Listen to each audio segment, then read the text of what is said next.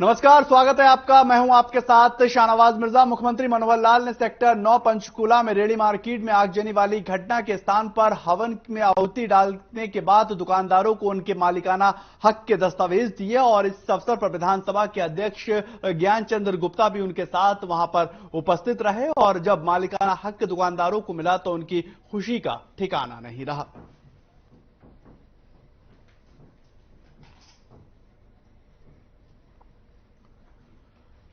तो वहीं पर हरियाणा के मुख्यमंत्री मनोहर लाल ने प्रदेश के पूर्व मुख्यमंत्री स्वर्गवास राव बीरेंद्र सिंह को उनकी पुण्यतिथि पर भावपूर्ण श्रद्धांजलि देते हुए कहा कि स्वर्गवास राव बीरेंद्र सिंह के देश और समाज को समर्पित आदर्शवादी विचार हैं और हमें सदैव जनसेवा के लिए प्रेरित करते रहेंगे।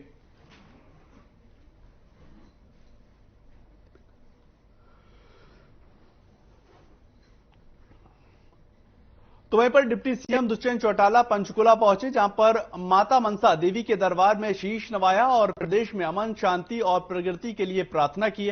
पूजा के दौरान पवित्र हवन यज्ञ में आहुति देकर विश्व कल्याण की कामना भी की गई और समाज को लेकर कोई भी शांति से अशांति न फैले, उसको लेकर भी वहां प्रार्थना की गई।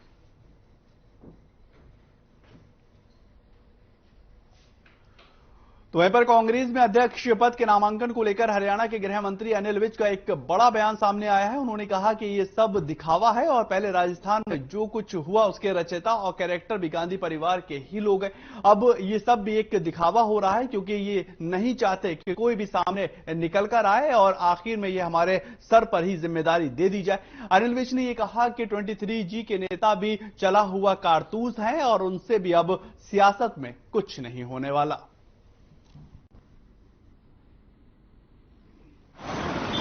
कांग्रेस की अपनी लड़ाई है और किसको बनाते हैं किसको नहीं बनाते, हमको इससे कुछ लेना देना नहीं।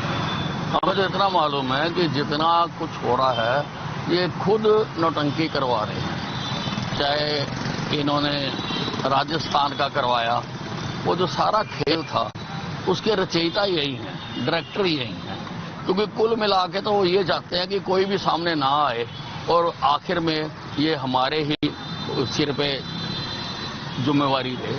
पॉलिटिक्स उनकी ये है, ये सिर्फ लोगों को बताने के लिए है कि जी हम तो गांधी परिवार से अलग बनाना चाहते हैं।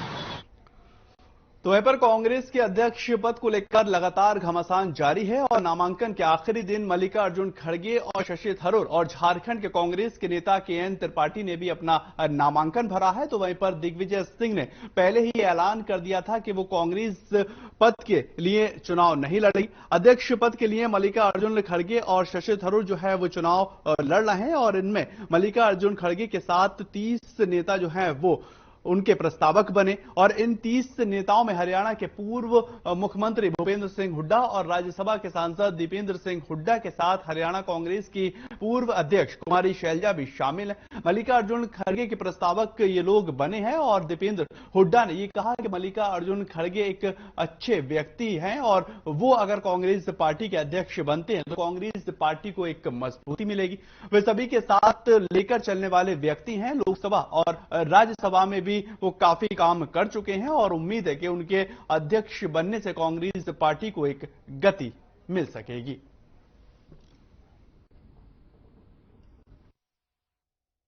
उन्होंने लगातार अलग अलग चयनित सदनों में के माध्यम से देश के लोगों की आवाज उठाने का काम किया। कर्नाटक विधानसभा बहुत लंबे समय तक वो रहे। लोकसभा में जब वो लोकसभा में हमारे पार्टी के दल के नेता थे तो उनके साथ मुझे काम करने का अवसर मिला। मैं उस समय विप था, कांग्रेस पार्टी का वो लीडर थे। अब राज्यसभा में उनके साथ मुझे काम।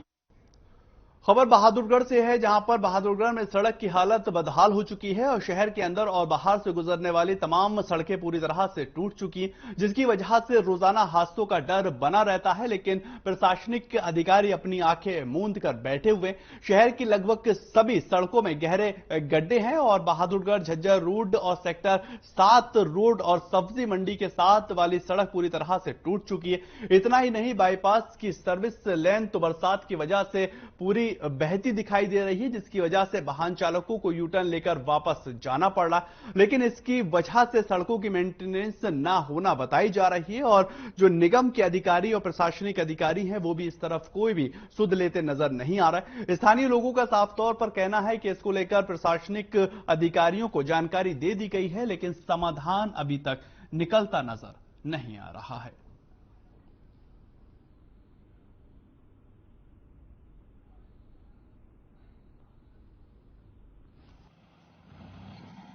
बहुत बुरा हाल है जी सड़कों का। सड़कें तो है ही नहीं, गड्ढों में सड़कें हैं इस टाइम तो, चाहे वो शहर हो, चाहे वो बाईपास हो, चाहे हमारा कोई भी रोड हो बहादुरगढ़ का। बाईपास पर चढ़ने के लिए कोई फ्लाईओवर के साथ जो सड़क होती है कोई भी साबुत नहीं है। गाड़ियां यहाँ से वापसी अभी रिटर्न होके गई हैं। मैं खुद आया था, वहाँ रोहतक जाना था मेरे को, और मैं यहाँ से रिटर्न हो रहा हूँ। समाधान के लिए मैं आपकी जानकारी के लिए बताऊं, मैंने कल ही इसका चार्ज लिया है और आज ही इनकी संबंधित विभागों की सभी की, चाहे वो नेशनल हाईवे हो, मार्केटिंग बोर्ड हो, पीडब्ल्यूडी हो, म्यूनिसिपल काउंसिल हो, इन सब की आज शाम को ही मीटिंग बुलाई हुई है।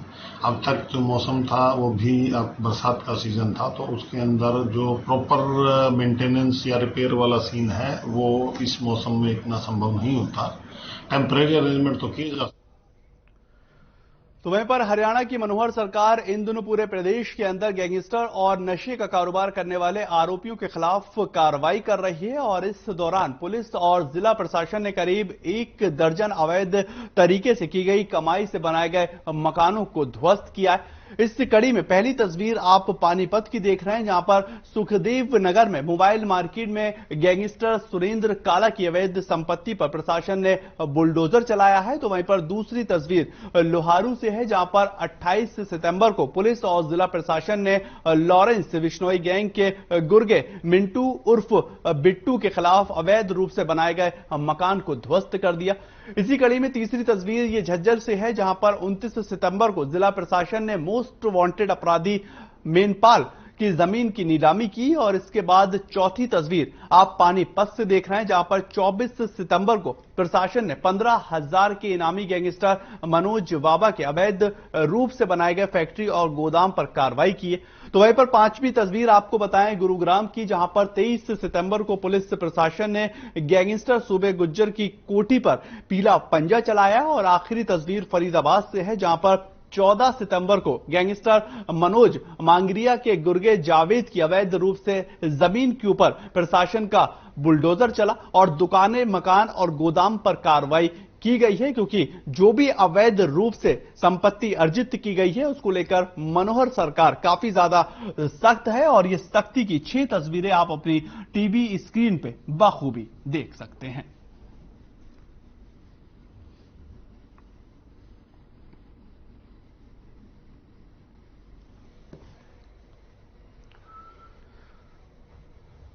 उधर खबर सोनीपत से आ रही है, जहां पर नगर निगम के सामने शहरी सफाई कर्मचारी लगातार दूसरे दिन भी प्रोटेस्ट जारी रखे हुए हैं और कर्मचारियों का कहना है कि सरकार ने साल 2018 में कर्मचारियों को नगर निगम पैरोल पर लेने को लेकर एक पत्र जारी किया था, जिसके तहत सभी सफाई कर्मचारियों को पैरोल पर किया जाना था, लेकिन प्रशासन ने अभी तक कर्मचारियों को पैरोल पर नहीं लिया है, जिसको लेकर कर्मचारी 2 दिन से लगातार हड़ताल पर बैठे हुए हैं और सफाई कर्मचारियों ने इस बात का ऐलान भी किया है कि वे शहर के किसी भी चौक चौराहे या गली मोहल्ले में सफाई नहीं करेंगे, चाहे इसके लिए कूड़े के ढेर पर ही क्यों ना लग जाए और शहर में कूड़े के ढेर की जिम्मेदारी शासन और प्रशासन की होगी, हमारी इसमें कोई भी जिम्मेदारी नहीं होगी।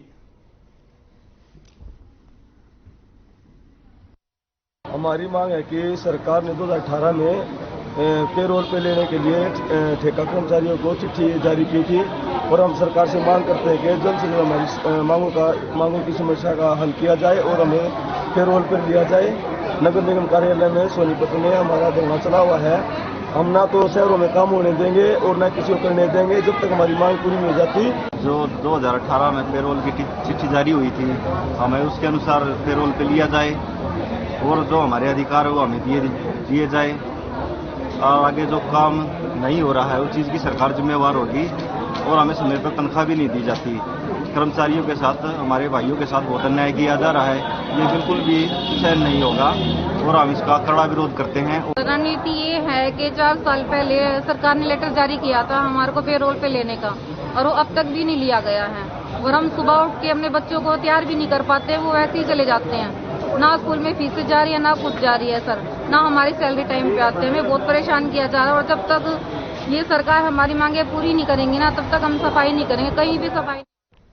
खबर चरखी दादरी से आ रही है, जहां पर चरखी दादरी में लंपी वायरस का प्रकोप तेजी से फैला हुआ है और लंपी वायरस से गौवंश की मौतें भी हो रही। इसी दौरान गौ सेवकों ने लंपी वायरस को लेकर प्रशासन के कदम न उठाने का आरोप लगा दिया और साथ ही प्रशासन के खिलाफ नारेबाजी की, जिसके बाद गौ सेवक रिम्पी फोगाट ने बताया है कि जिले के अंदर लंपी वायरस का प्रकोप बहुत ही तेजी के साथ फैल रहा है, जिससे सैकड़ों गाय इस वायरस की चपेट में आ रही। साथ ही उन्होंने यह भी बताया है कि प्रशासन को लंपी वायरस से निपटने के लिए कोई भी प्रशासन ने ठोस कदम नहीं उठाए हैं, उनको ठोस कदम उठाने चाहिए।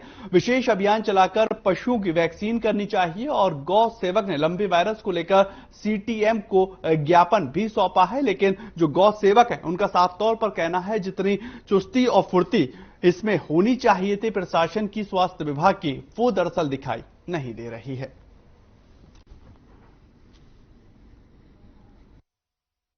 शुरुआत है हरियाणा में तो मतलब राजस्थान में तो पूरी फैल चुकी है, हरियाणा में तो शुरू हो रही है। और इसको इसलिए दिखाया जा रहा है कि कल परसों कोई मीटिंग थी, उसमें डॉक्टर ने कहा कि लैंपी का कोई भी पशु नहीं है, इसलिए ये दिखा रहे हैं। लैंपी से मर भी रहे हैं, लैंपी होना बड़ी बात नहीं है, लैंपी से मरना बड़ी बात है। तो इसका मतलब इतनी फैली हुई है, यहाँ पास में सानी डालते हैं, ये यहाँ पर चारा खाता था और पानी पीता था, इन सब के अब लैंपी होगी जितने भी पशु हैं। तो पशु विभाग से रिक्वेस्ट है, नगर परिषद से रिक्वेस्ट है, इन सबको एक जगह रोका जाए, इनका ट्रीटमेंट शुरू करवाया जाए। 2 दिन से धरना चल रहा है चरखी दादरी में, कोर्ट में, जितने भी लिम्पी से ग्रस्त जितने भी जो गौवंश है उनके लिए आज दिन प्रतिदिन गौ माताएं लिम्पी बीमारी से मर रही हैं। और आज भी हम यहाँ इसलिए इकट्ठे हुए हैं कि जो हमारे डॉक्टर साहब थे जसवंत जून जी, वो कह रहे थे कि लिम्पी तो है ही नहीं, मैंने तो कोई केस देखा ही नहीं लिम्पी का। लेकिन दादरी जिले में दिन प्रतिदिन गौ वंश खत्म हो रहा है, मर रहा है लिम्पी डिजीज के कारण। चलिए छोटा सा ब्रेक, जल्द हाजिर होते हैं।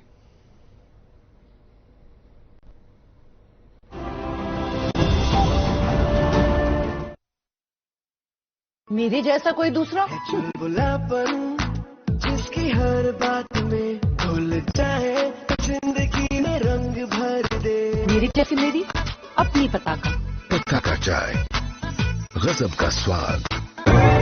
देखें कौन नया खिलाड़ी आया, समझा देते हैं, प्यार से समझाएंगे। ये तो अपनी जुबान है। जुबान एक हो तो दिल भी एक होने चाहिए। विमल बोलो जुबान Kesari. Hey mom, hey, look, I can download a song really fast. I can make dosas faster. Must be joking. Bus, 3 easy steps. Mix with water, spread batter, fry. गाना डाउनलोड हुआ? नहीं, पर तब तक मैं इडली बनाती हूँ। हमने बनाया किड्स से। पंजाब है जसप्रीत का ठिकाना, मुंबई है आदर्श का आशियाना, केरल का गोविंदन निवासी, कोलकाता में जन्मे है काशी। हर हिंदुस्तानी की शान, ARB बियरिंग, जोड़े सारा हिंदुस्तान। अगर आप पत्रकारिता के क्षेत्र में करियर बनाना चाहते हैं तो हम सिखाएंगे आपको इलेक्ट्रॉनिक मीडिया के हर गुण। जल्दी करें, साधना एकेडमी फॉर मीडिया स्टडीज में एडमिशन शुरू हो चुके हैं, सिर्फ कुछ ही सीटें बची हैं, तो देर बिल्कुल न कीजिए। हमारा कॉन्टैक्ट नंबर है 9999131700, 9999131800, या फिर आप हमारी वेबसाइट www.sadhnamedia.com पर विजिट कर सकते हैं। आप हमें noida.sams@gmail.com पर ईमेल भी कर सकते हैं। 100% जॉब प्लेसमेंट की गारंटी। आज ही संपर्क करें। हरे रंगों का उमंगों का जज्बा का रुकता है, मन साफ है तेरा अंदर तो बाहर दिखता है। जो अच्छा हो जो सच्चा हो वही तो दिखता है। हम निर्मा एडवांस हैं, मन की तरह कपड़े भी साफ रखते हैं। निर्मा एडवांस।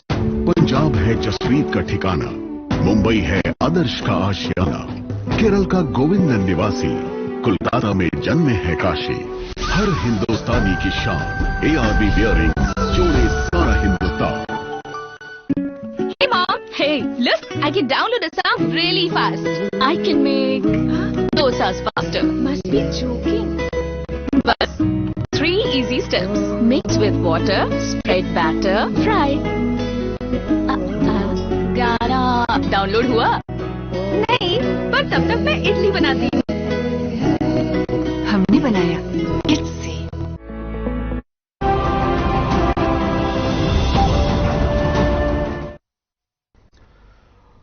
ब्रेक के बाद आपका स्वागत है। आगे बढ़ेंगे, बात करेंगे कालांवाली की, जहां पर हरियाणा गुरुद्वारा प्रबंधक कमेटी के अध्यक्ष और जत्थेदार बलजीत सिंह दादूवाल ने सम्मान समारोह के बाद पत्रकारों से बातचीत करते हुए जगदीप जीणा के बयान पर निशाना साधा है। और दादूवाल ने कहा कि जगदीप कहते हैं कि मेरा इस्तीफा जिला उपायुक्त और राज्यपाल ने लेना था। उन्होंने ये भी कहा कि जीणा कोई चीफ मिनिस्टर तो है नहीं जो उनका इस्तीफा राज्यपाल लेते हैं। साथ ही साथ उन्होंने ये भी कहा कि वो कानून के मुताबिक एक अध्यक्ष हैं और वो अध्यक्ष के पद के लिए नहीं है। सिख धर्म के प्रचार और सेवा के लिए काम कर रहे हैं और बिना अध्यक्ष के भी वो ये काम कर सकते हैं।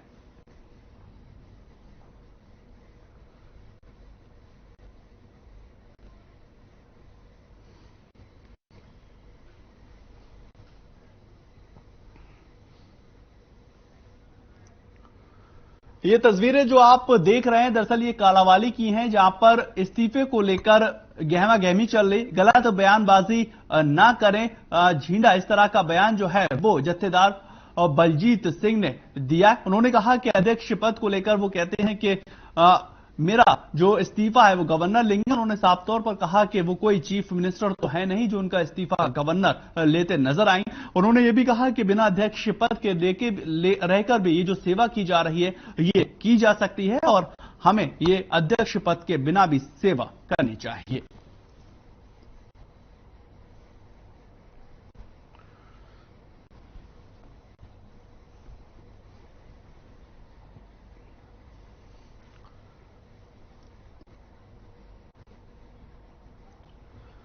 तो वहीं पर सोनीपत के अंदर विजिलेंस की टीम एक बड़ी कार्रवाई करती नजर आई और बताया ये जा रहा है कि खरखौदा के BDPO कार्यालय में तैनात पटवारी को करीब 15,000 रुपए की रिश्वत लेते गिरफ्तार किया गया। जानकारी के मुताबिक पटवारी प्रॉपर्टी ID बनाने के नाम पर रिश्वत मांग रहा था और इसकी शिकायत गड्डी सिसाना निवासी रोहित ने विजिलेंस सोनीपत को दी, जिसके बाद विजिलेंस की टीम DSP जयपाल सिंह की अगुवाई में मौके पर पहुंची और इस दौरान पटवारी के पास से 15,000 रुपए बरामद किए गए।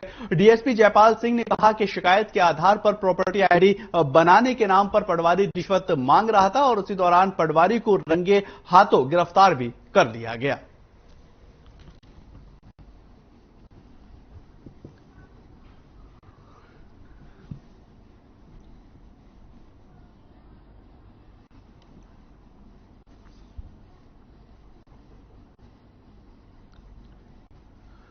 ये सोनीपत की खबर है जहां पर प्रॉपर्टी ID के नाम पर एक रिश्वत मांगने का केस निकलकर दरअसल सामने आया है और पटवारी यहां पर रिश्वत लेता हुआ नजर आ रहा था।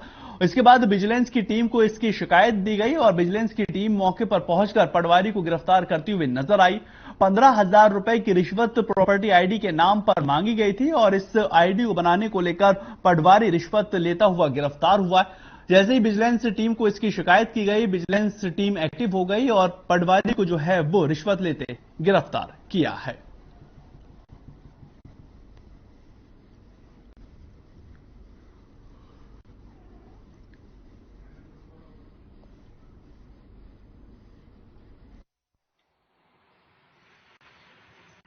खरखौदा ब्लॉक के पवन कुमार पटवारी को 15,000 रुपए में रंगे हाथों गिरफ्तार किया गया।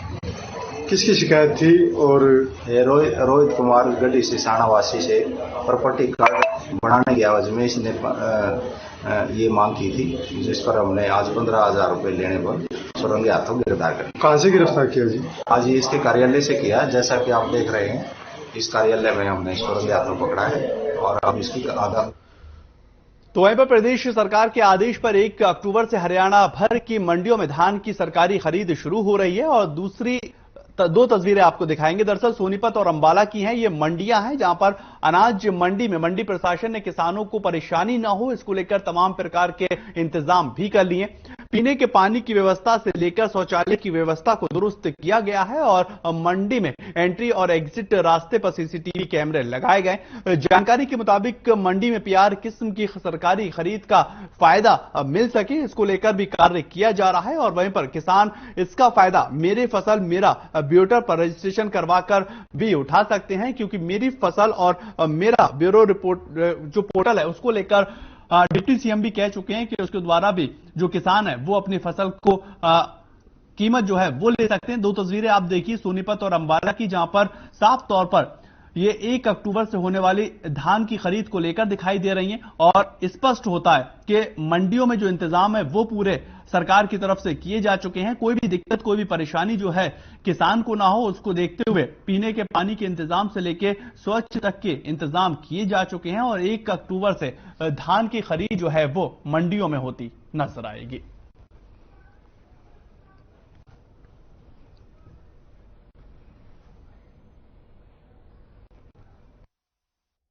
मैं यहाँ पर इस मार्केट कमेटी अंबाला छावनी में सहायक सचिव के पद पर कार्यरत हूँ। मेरा नाम है सेठीराम कलसी। जैसा कि तैयारियों से संबंधित जो हमारी जो खरीफ की सीजन है उसके लिए हमने पूरी तैयारी कर चुके हैं हम लोग, जैसे मंडी में सफाई व्यवस्था, पीने के पानी की व्यवस्था, लाइट का अरेंजमेंट, पूरी तरह से हम लोग खरीद की तैयारी के लिए सब कुछ तैयारी हो चुकी है।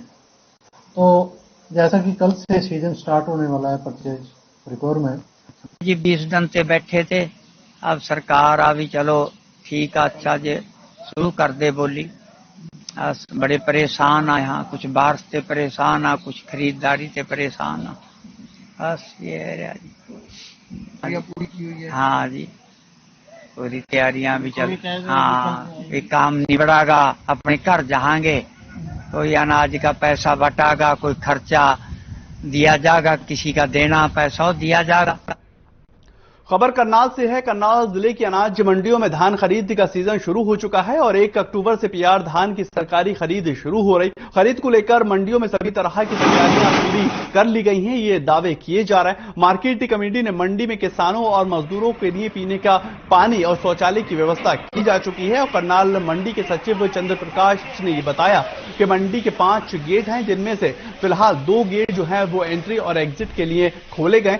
आवक बढ़ने के साथ ही अन्य गेट भी खोले जाएंगे और आढ़तियों को निर्देश ही दे दिया गया है कि मौसम की स्थिति को देखते हुए कोई भी दिक्कत नहीं होनी चाहिए और साथ ही साथ जो फसल है किसानों की वो 1 अक्टूबर से खरीद होनी चाहिए।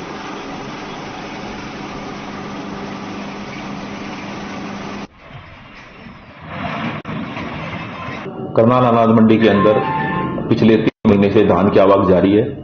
अभी तक हमारी मंडी में 1509 की अराइवल चल रही है, जो अब तक का हमारा एक रिकॉर्ड है। लगभग हमें 7 लाख के आसपास 1509 की जो अराइवल मंडी में आ चुकी है और लगभग 5 करोड़ रुपए की मार्केट फीस मार्केट कमेटी को प्राप्त हो चुकी है। अब जो सरकारी धान का खरीद का सीजन हमारा खरीफ वो 1 अक्टूबर से शुरू होने जा रहा है। मार्केट कमेटी द्वारा उसके लिए पूरे अरेंजमेंट कर लिए गए हैं।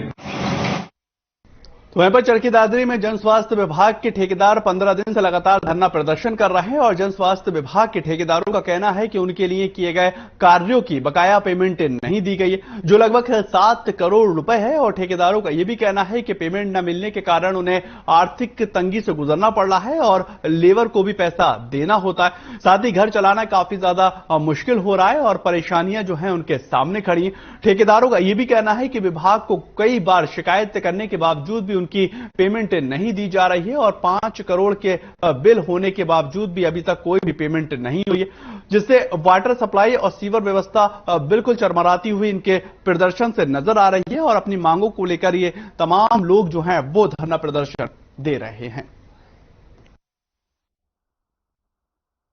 दादरी ठेकेदार यूनियन के सभी ठेकेदार 16 तारीख से हमने धरना शुरू किया था और आज हमारा 15वां दिन है।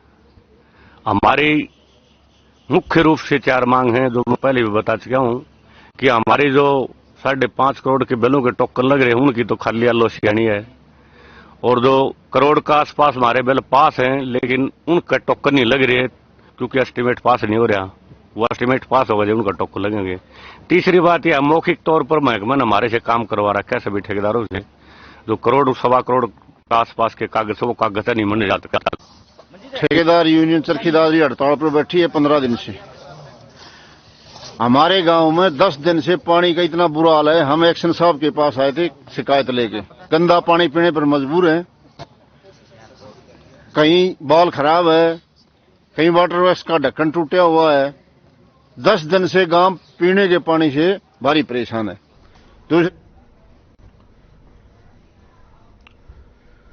चलिए फिलहाल इस बुलेटिन में इतना ही। नमस्कार।